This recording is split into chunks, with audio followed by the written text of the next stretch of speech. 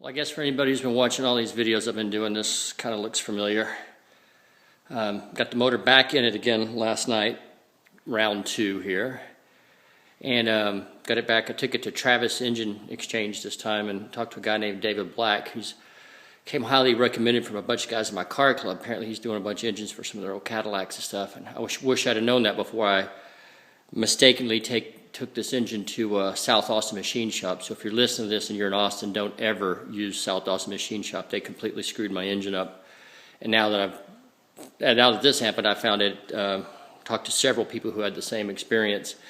They left out oil galley plug in the bottom of it, which caused the oil to redirect the oil flow, which caused oil starvation, which then ruined my brand new cam, brand new lifters, then sent metal Chevys through all the rod bearings, main bearings.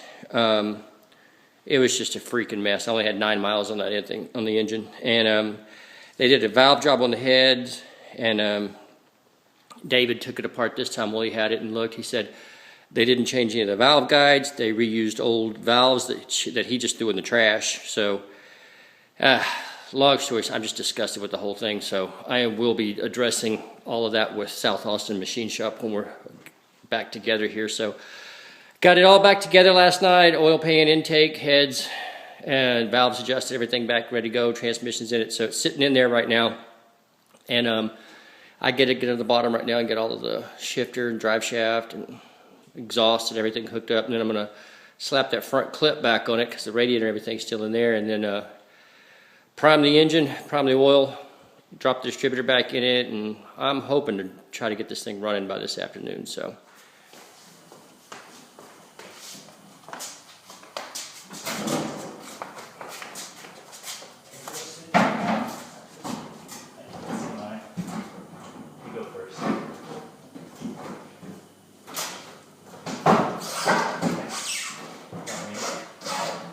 Pull the bottom fender out top, several inches.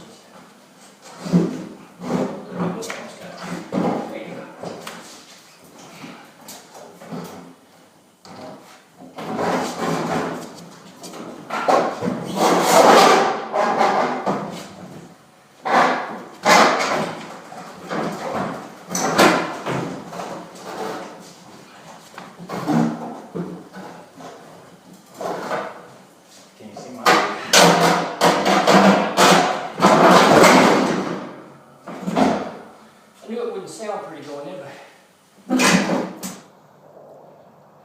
Okay, today's video is going to be a little happier than the last one. And the last video was number 9. When you guys saw that, that's when I had to pull the engine back out of this car when it only had about 8 miles on it because I was suspecting it was something that was done wrong at the machine shop. And apparently, once I got it apart and got it over to a new machine shop, which came highly recommended, found out that they left out an oil galley plug in the bottom of the engine, which caused oil flow to redirect and oil starvation, and it was just a freaking nightmare. They put my pistons on to the connecting rods wrong. 2 of them were already seized out. It was just a mess. So I'm not going to worry about all that right now. I'm going to be dealing with that first machine shop here in a week or so. But got it back in, all back together. I've got about 40 miles on it now, just break-in miles. And there's 62 over there. So, much happier with it right now. Like I said, this is still all the original paint. I've got the plates registered on it, got it inspected and everything. So, oh, you can see all that.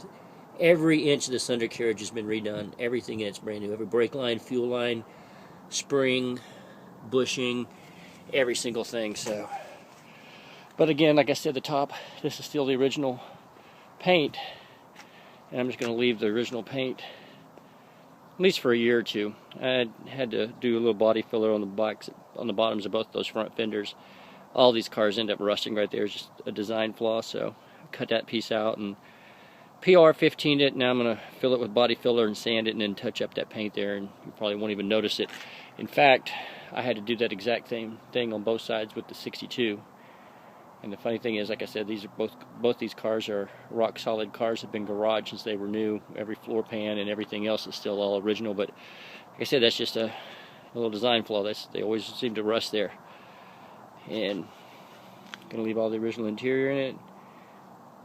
Man, this thing shifts great. It's a blast to drive, and I haven't got on it yet. I haven't had it over about 3,000 RPM, but I can tell it's got plenty of power.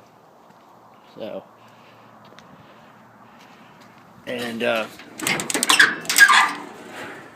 apologize for that. Well, there she is, all back in there, running great. And this car has not, and this is something, like I said, I knew was wrong, that oil pressure was dropping the way it was. This car runs at about 180 degrees. Like I said, I've got about 40 miles on it, some city driving and a little bit out on the highway, and even at idle, once it warms up, this car has not dropped below 40 pounds of oil pressure. So that's the way it's supposed to be. And like I said, all the suspension, everything in this thing from front to back is all brand new.